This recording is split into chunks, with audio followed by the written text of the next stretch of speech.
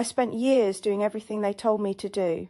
Vision boards, scripting, frequency alignment, gratitude journaling before I even got out of bed. And I want to be honest with you about what happened.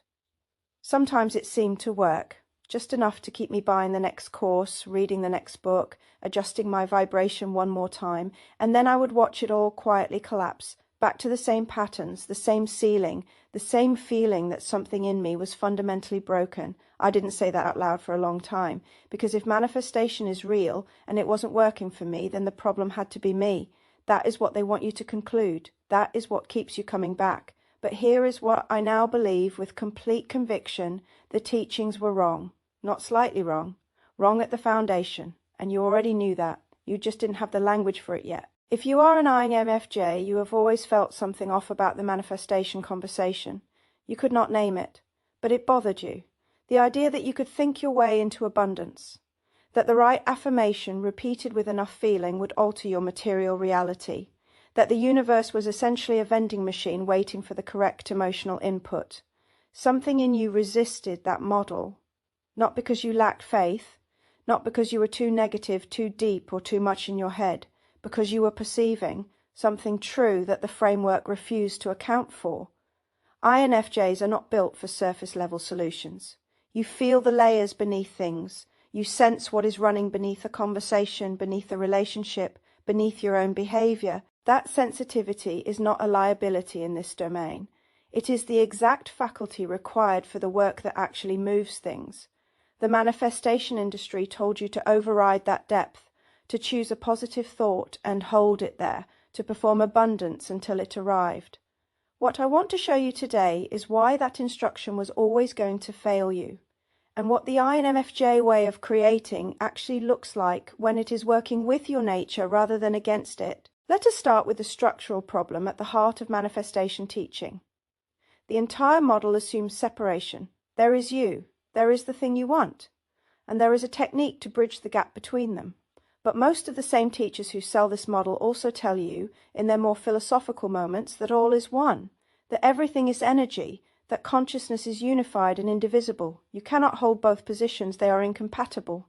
If all is truly one, there is nothing separate from you to attract. The gap the technique is supposed to cross does not exist. This is not a minor inconsistency. It is the entire house collapsing. The universe is not a field of separate objects waiting to be drawn toward you. It is, as Jung understood, a mirror, a living reflection of everything you carry internally, every belief, every conclusion you have reached about reality, every emotion you have chosen not to feel. What you experience as your outer life is not happening to you from the outside. It is being generated from within and projected outward into form. That reframe changes everything. Because if your reality is a projection of your inner world, then trying to change the projection without changing the source is futile. You are rearranging the image on the screen while the film in the projector stays exactly the same. Here is the concept that changes the conversation entirely. You are not failing to manifest. You are manifesting with extraordinary precision, 24 hours a day, without any effort at all. Look at your current reality, every pattern in it, financial, relational, physical, emotional, all of it generated perfectly and consistently by what is running beneath your conscious awareness. The problem is not output. The problem is what shapes the output. Beneath your conscious desires, beneath the vision board and the affirmation, there is a vast unconscious architecture. Beliefs were installed before you had the language to question them. Emotional experiences from early life that were too painful to process fully were pushed down and stored in the body. Conclusions about safety, about worthiness, about whether you are allowed to have what you want. That material does not sit quietly. It actively filters your creative energy. It shapes what you expect, what you reach for, what you allow yourself to receive, and at what point you unconsciously pull back or sabotage the progress you have made. So the person who learned as a child that wanting things led to punishment will, as an adult, find themselves inexplicably stalling every time success gets close. Not because they are weak or broken, because the body remembers. The unconscious is protecting the child who once got hurt for wanting too much. This is not manifestation failing. This is manifestation working perfectly, producing exactly what the system's deepest layer believes is true and safe.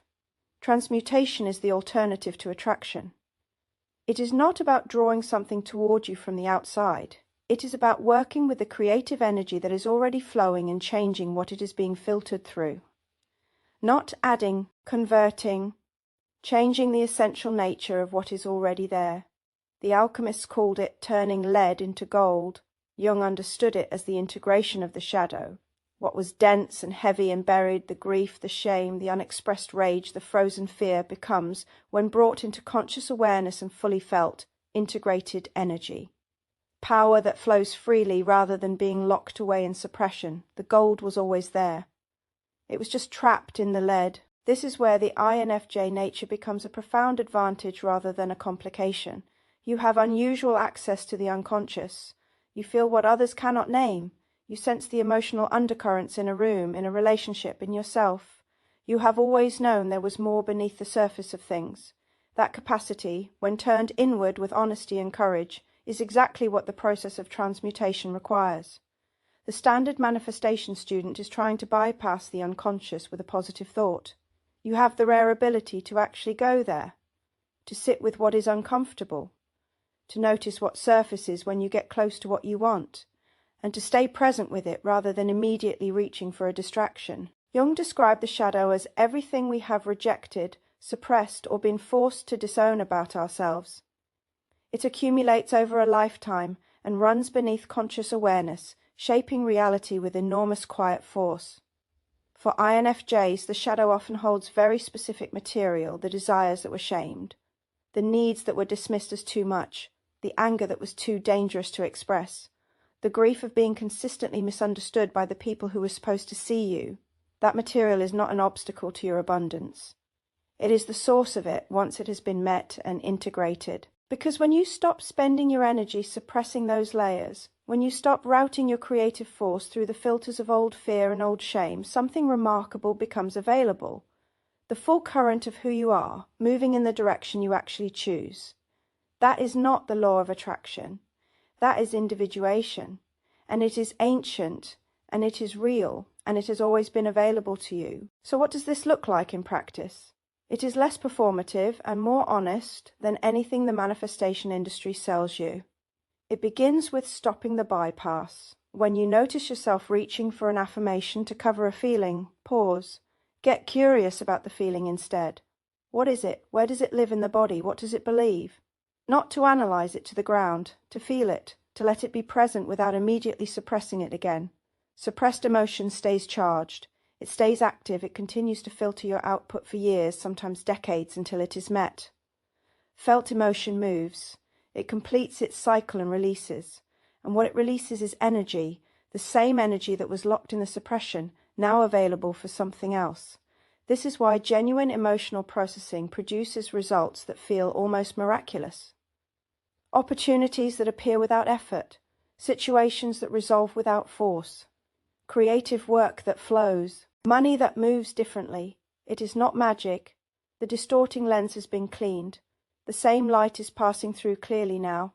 There is a phrase worth sitting with. Whatever you currently have in your life, look at it and say, there is more where that came from. Not as an affirmation, as a statement of truth. The universe is infinite. It is forever expanding. There is no ceiling, and you are not separate from it. You are not a small person trying to attract things from a large universe. You are the universe-generating experience. And the moment you begin to clear the unconscious filters that have been distorting that generation, the experience changes, not because you visualized harder, because the source changed. INFJs have always sensed that reality is deeper than the surface, that the inner and outer worlds are in conversation, that what you carry internally shapes what you meet externally. That intuition was correct. It was not a mystical fantasy. It was an accurate perception of how consciousness actually works. The manifestation industry handed you a shallow version of a profound truth and told you the shallow version was all there was. It was not. The real work is older than vision boards and frequency alignment. It is shadow work. It is depth work. It is the slow, honest process of becoming more fully yourself and watching your reality reorganize around it. That is the INFJ path. It always was.